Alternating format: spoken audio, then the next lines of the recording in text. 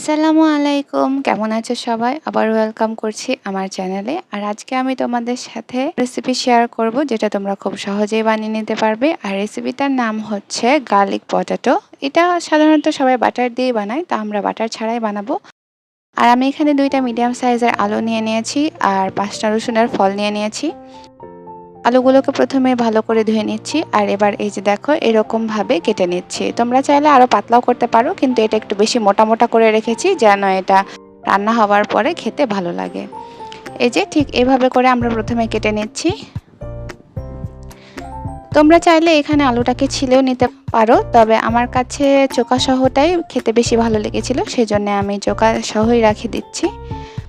আর এবার আমি রসুনগুলোকে ছোট ছোট করে কেটে নিচ্ছি। এরপরে আলুগুলোকে ভালোভাবে ধুয়ে নিচ্ছি আর তারপরে আমরা পানি ঝরিয়ে রেখে দিচ্ছি। এবার নিয়ে নিচ্ছি একটা অনেক বড় ফ্রাই প্যান, যেখানে আমি 1 টেবিল চামচ পরিমাণ তেল দিয়ে দিয়েছি। আমি এখানে আলুগুলোর সাথে একটু লবণ মাখিয়ে নিয়েছি যেন আমাদের আলুটা তাড়াতাড়ি সেদ্ধ হয়ে যায়।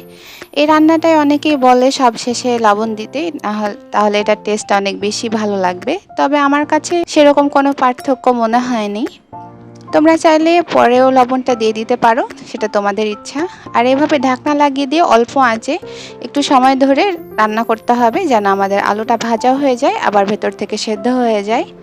আর এই যে দেখতেই পাচ্ছ আমাদের আলুগুলো ভাজা শেষ। এখন আমরা এগুলো উঠিয়ে নিচ্ছি আর এরপরে আমাদের ফ্রাই প্যানে আবারও একটু তেল দিয়ে দিচ্ছি আর এরপরে প্রথমেই দিয়ে দিচ্ছি রসুনগুলো।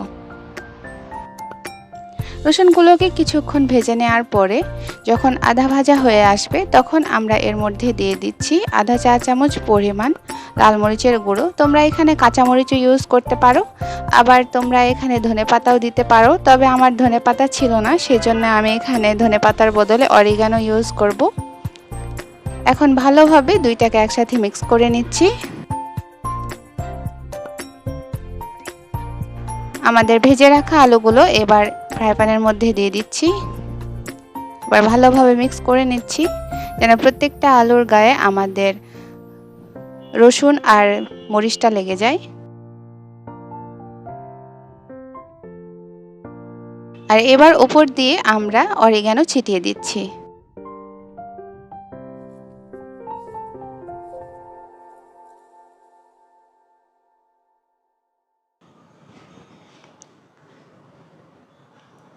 আর এই তো আমাদের গার্লিক পটেটো রেডি। এখন আমরা এটা নামিয়ে নিচ্ছি আর এই যে সার্ভও করে নিয়েছি। এটা দেখতেই অনেক বেশি ভালো লাগছিল আর এটা সেন্টটা অনেক সুন্দর আসছিল, আমার তো অনেক ভালো লাগছিল। এখন এটা ট্রাই করে দেখব, আমার কাছে এটা অনেক বেশি ভালো লেগেছে। তোমরা বাসায় ট্রাই করতে পারো, কুইক ইজি স্ন্যাক্স রেসিপি।